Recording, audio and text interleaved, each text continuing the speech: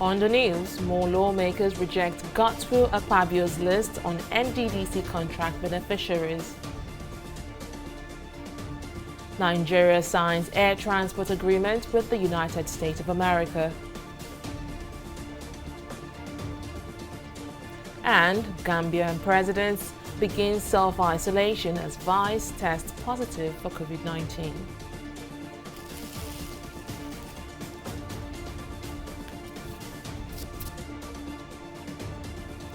A warm welcome to News Now. I am Fidelia Aguncha. We begin at the National Assembly, where two more lawmakers have denied receiving contract from the Niger Delta Development Commission, NDDC. Matthew Urogide, who represents Edo South in the Senate, was named by the Minister of Niger Delta Affairs, Godswill Akpabio, as one of the lawmakers who benefited from contracts issued by the Commission. According to Akpabio, Urogide was awarded 6 contracts by the NDDC, but reacting on Wednesday, Urogide denied the claims, describing it as untrue and a ploy to misinform the public and his constituency in particular. In the same vein, former Senator representing Imo East, Samuel Anyangu, has denied receiving 19 NDDC contracts as claimed by Akpabio. In a purported document released by the minister, 5 lawmakers, including Chairman of the Senate Committee on Niger Delta, Peter Nwoboshi, were named as persons who got NDDC contracts. They all have, however, denied the claims. Bauchi State Governor Bala Mohammed has debunked all allegations leveled against him by former Speaker of the House of Representatives Yakubu Dogara, describing them as fabricated lies. Dogara, who represents the constituency at the Federal House of Representatives, claimed the governor diverted a sum of 4.6 billion naira loan, inflated contract sums, and mismanaged local government funds, among other claims. The lawmaker listed these as some of the reasons for his defection to the APC from the PDP. Governor Mohammed has, however, denied the allegations, saying they all are fabricated. Well, Nigeria will soon receive the sum of $200 million from the Netherlands and Switzerland as part of proceeds from the oil prospecting license OPL 245 Malabo oil deal. Attorney General of the Federation and Minister of Justice Abubakar Malami disclosed this at a one-day capacity building workshop on Tuesday. At the event, he presented a scorecard of the Ministry of Justice in the last 1 year, revealing that over $311 billion looted funds have been successfully repatriated from the U.S. and New Jersey, while $62 billion has been received from oil companies as part of its production sharing agreements. The Federal Executive Council FEC has approved the ratification of air transport agreements between Nigeria and the United States of America, USA. The air transport bilateral agreement is to strengthen economic, social, and cultural ties between the two countries. Minister of Information and Culture Lai Mohammed disclosed this while briefing State House correspondents at the end of the 10th virtual FEC meeting chaired by President Muhammadu Buhari on Wednesday. Minister sought Council's approval for ratification of the air transport agreement between USA and Nigeria. You recall that both Nigeria and United States are parties to the Chicago Convention of the 7th of December 1994, and the Article 6 of the Convention actually urged parties to sign air services agreement with member states to improve social, political, and economic ties. The U.S. has signed its own, has ratified its own, and the President and Council graciously accepted today to also, ratify this approval, to approve this, to ratify this agreement. So as of today,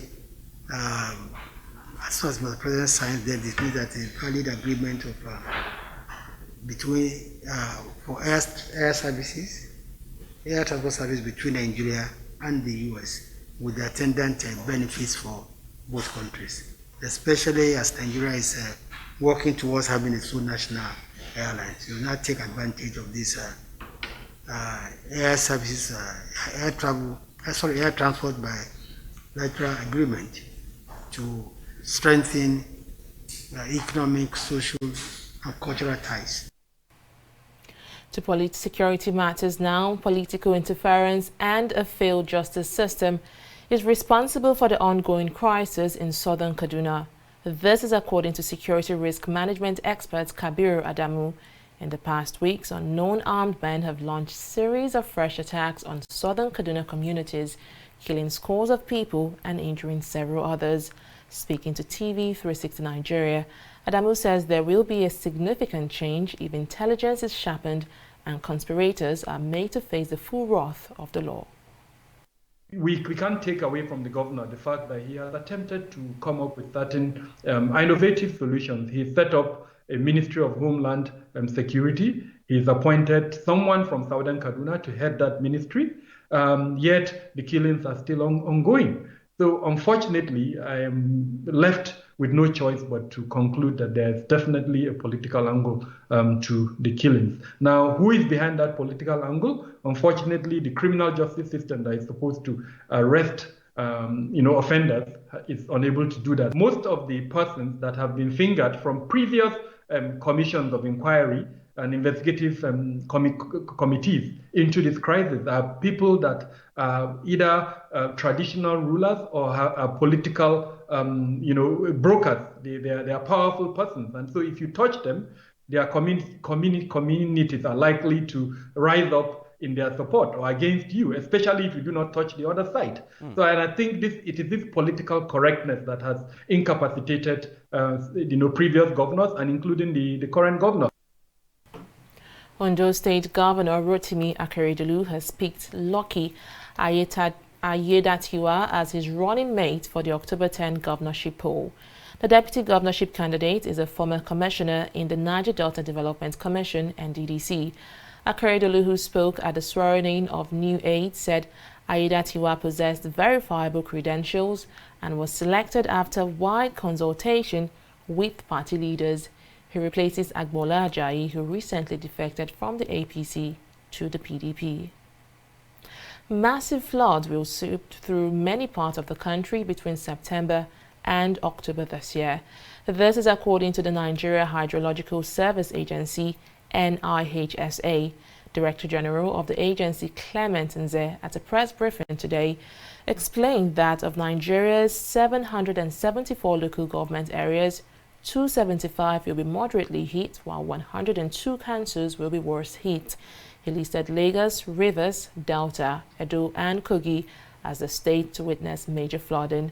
The agency also adds that all the local government areas in Lagos, except Ekpe and many parts of Ogun State, will be badly affected as well. State governments have now been advised to begin immediate evacuation of residents in areas to be affected. Southwest Group, the concerned Yoruba patriot, has issued a warning to some politicians calling for a military coup, insisting that the unity of Nigeria is sacrosanct and non-negotiable. The group made their demands known during a peaceful protest against disintegration, mutiny and destabilization in Nigeria, which is said is standing as a clog in the wheel of the progress of the country. The recent happening in the country have indeed brought out some of the silent issues affecting our growth and development.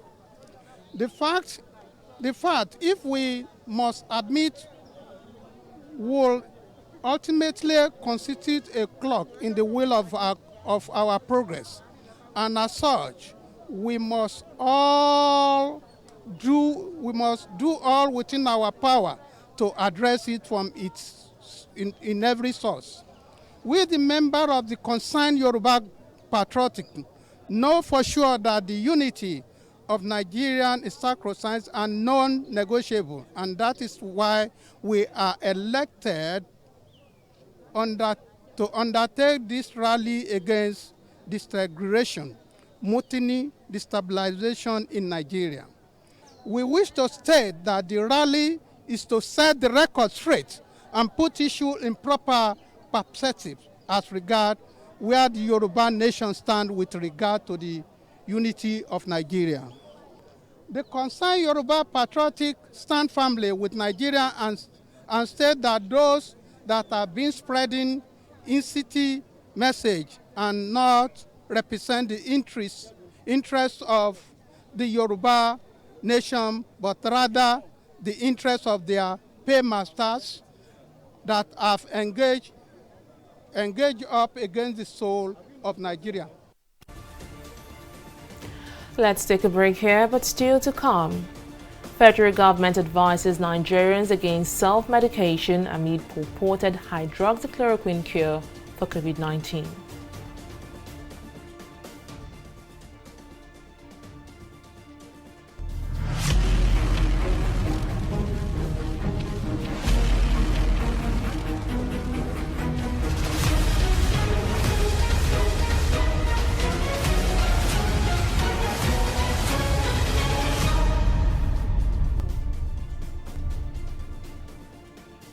In the last 3 years, we have built a multi-purpose center, which is the envy of all in our constituency.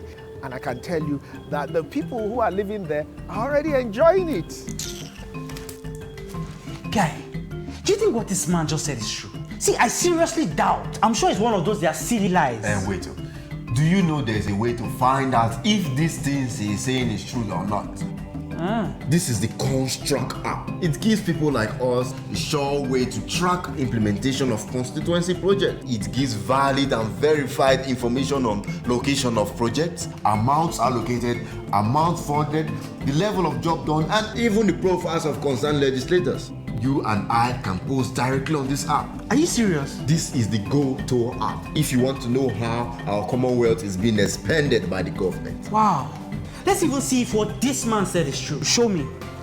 The Construct app is developed by Other People Nigeria with support from USAID and is available on both Google Play Store and Apple Store.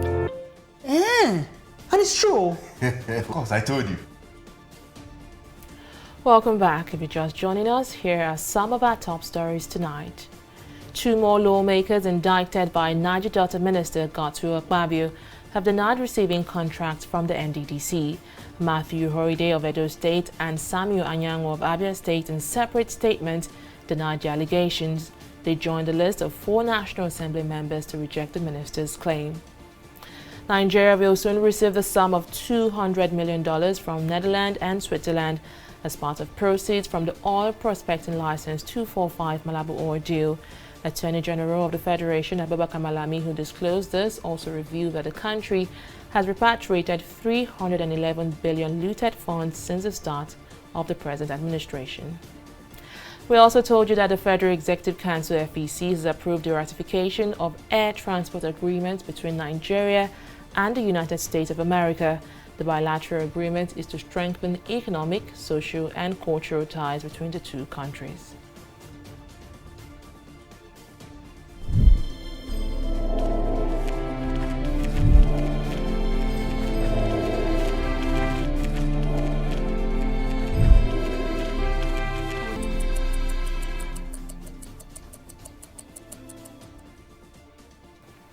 Well, let's now look at COVID-19 related news stories. The Presidential Task Force on COVID-19 has advised Nigerians to avoid self-medication and wear a face mask in public places.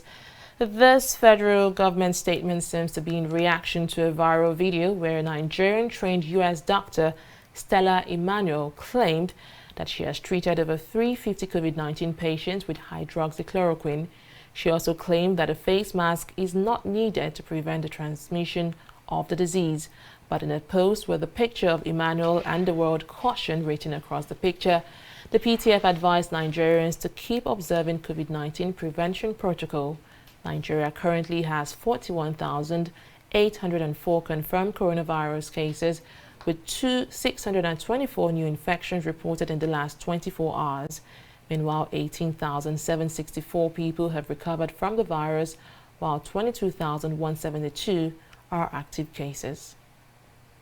At least 289 Nigerians stranded in the United States due to the coronavirus pandemic have returned home.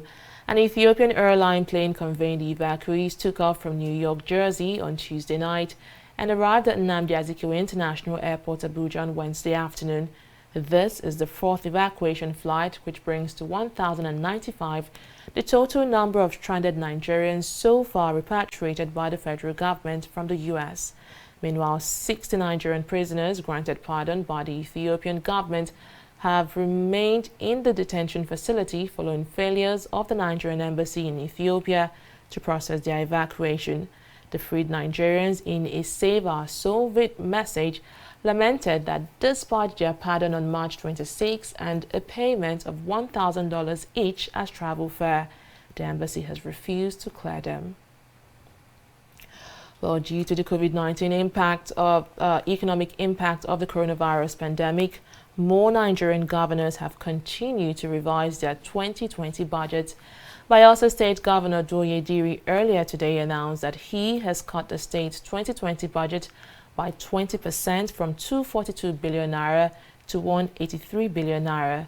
Meanwhile, Jigawa State Governor Badaru Abubakar has signed a revised 2020 budget for the state. The document was trimmed by 19% from 153.920 billion to 124.357 billion. In the same vein, Plateau State Governor Simon Lalong earlier today signed into law the revised 2020 appropriation bill, which was cut down by 50 billion naira.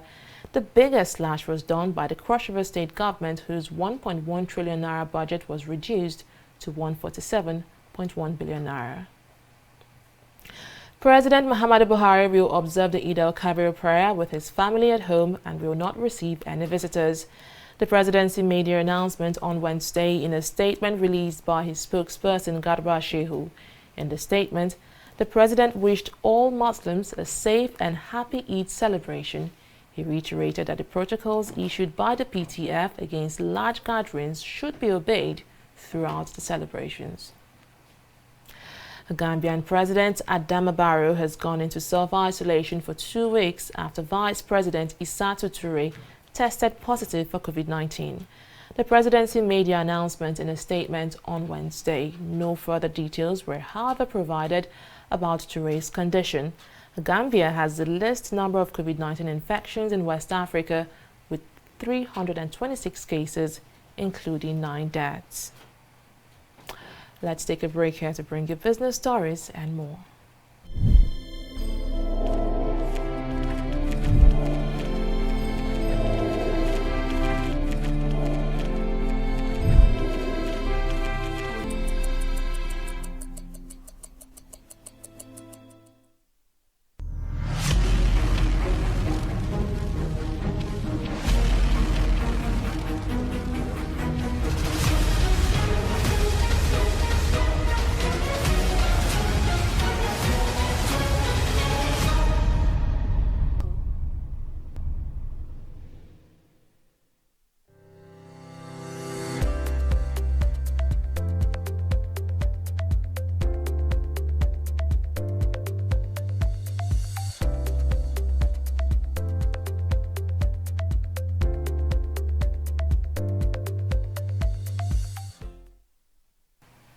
Welcome back. Let's now join Oyin Adekunle for the latest development in the world of business. Thank you very much, Fidelia.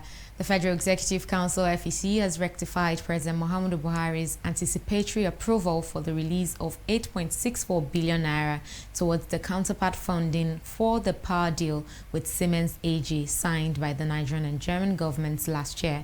Minister of Finance, Budget and National Planning, Zainab Ahmed, while speaking to State House correspondents after the meeting, said the memo, which was jointly approved, presented with a power ministry counterpart, Salim Mama. The federal government had, in December 2019, allocated 61 billion naira for the project, which has 3 phases and is aimed at achieving 25,000 megawatts of electricity in the country by 2025. The Minister of Power and myself jointly presented a memo. The memo was requesting Council to ratify Mr. President's anticipatory approval for the release of 15.21 million euros offshore and 1.708 billion naira onshore towards the counterpart funding for the bilateral credit facility from German consortium guaranteed by the German government through Euler Hermes to finance the implementation of the end-to-end grid modernization and expansion program. So today, we discuss at Council Stage 1 or Phase 1 of this project under the Presidential Power Initiative. This project is designed to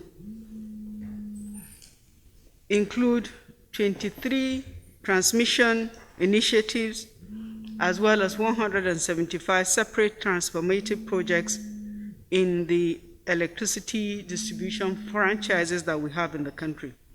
The project will also support the regulator NERC to transition towards a program for improving metering in the electricity industry in the country. The Minister of Transportation, Rotimi Amechi, says the ongoing probe by the National Assembly into loan agreements being entered into by the federal government with China may frustrate various rail projects in the country. The House of Representatives had on Tuesday expressed its resolve to review loan facilities already taken by the country from China and other countries. Amechi had appeared before the House Committee on Treaties, Protocols and Agreements on the $500 million loan taken on the Abuja-Kaduna and other rail line projects. The minister, again appearing before the lawmakers, explained that negotiations on the facilities should be concluded while the lawmakers investigate the agreements. Anti-corruption activists have applauded the vindication of the president of Africa Development Bank, Akinwumi Adesina, by the independent panel investigating allegations of corruption leveled against him by whistleblowers. The panel, led by Mary Robinson, a former Irish president, dismissed all 16 allegations of corruption against Adesina for being unsubstantiated. Chairman of the Civil Society Network Against Corruption, Larry Suraj, told TV360 Nigeria that this will improve the status and reputation of the bank in the international community. The fact that the allegations were cleared, it's actually a major plus for the bank. It should strengthen it. It would have been working on the path of, and the point of weakness if these were not then investigated as required, or as requested rather, or demanded by the United States. It would have been a blight on the integrity of the bank. With this clearance, it actually repositions and also elevates the status of the bank. It is unfortunate that people, for political reasons and other personal benefit, decides to sponsor these spurious allegations against heads of organizations and agencies, like you said, because it undermines the legitimate, allegations that would be coming for them. So if this should continue, then people would not respect allegations when they come. That is number one. Number two, it is also important that there should be also some punitive measures for people who also raise this level of, spurious allegations when they are unable to substantiate it or they are unable to defend those allegations. Let's take a pause here and return with Stock Market Review. Don't go away.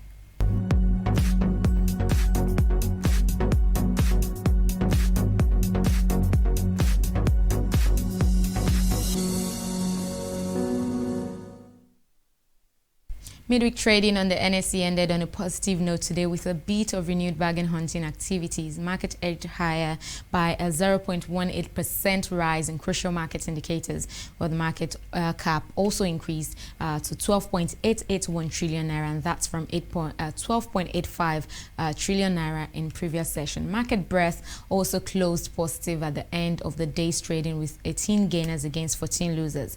Seplat rose from the rear today after 2 days of losses to lead the gainers with an increase of 28 naira and 20 kobo, followed of course by BUA Cement with 4 kobo rise. It was also a good day for investors in the stocks of PZ and UACN. Moving on now to the percentage laggards. Guinness was the worst performer, shedding 50 kobo in the value of its share price.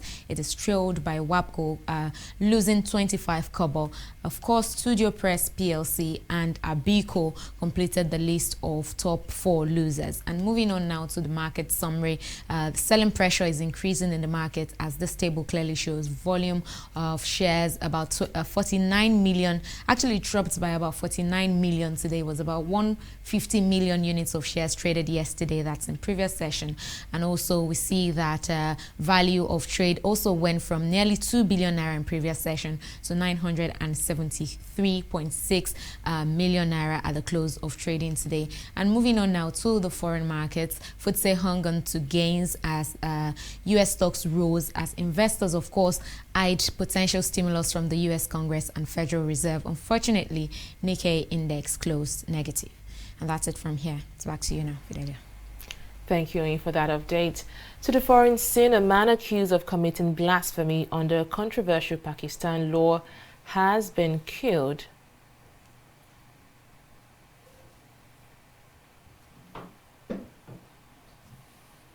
While standing in court. Tahir Nassim was shot 6 times during a hearing in his seat in his case at a district court in the latest of such extrajudicial killing in the country. Nassim has been in police custody since 2008 for claiming to be a prophet, an offense that carries the maximum sentence of death under Pakistan's strict blasphemy laws. Police officials say the culprit accepts responsibility for the killing and has been arrested. The organizers of the annual Access Bank Lagos City Marathon have presented 2 Kia Saloon cars to winners of the 10-kilometer races in the 2020 edition of the competition. Oyebode Sunday and Vera Dovu emerged top in the 10-kilometer men and women races respectively. The 10-kilometer fun race is one of the innovative ways organizers have employed to encourage more participation in the Lagos Marathon. While cash prizes have since been paid to the winners, there was a slight delay in the presentation of the cars due to the unexpected coronavirus pandemic that has disrupted many activities around the world. Thank God because when I win the race, I first thank God, and I thank my coach, and I thank the people that organized this competition. I win this race. My next target is to come and do more than I do this year. 2 significant factors to it. The first being that we must give out the cars to the winners. That's extremely important, and that has been done. And the second one being that our sponsors must have the confidence that when we say we get things from them to give onto winners, that is shown in terms of visibility for the sponsors. And in this case, Kia, it was extremely important for Kia to see that these cars are given out, and that's why we've done both.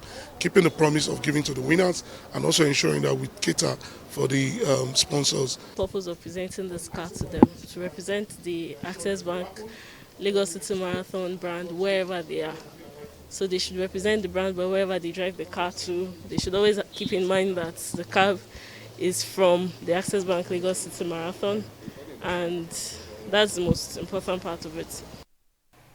Well, that's it on News Now. Many thanks for joining us. Bye for now.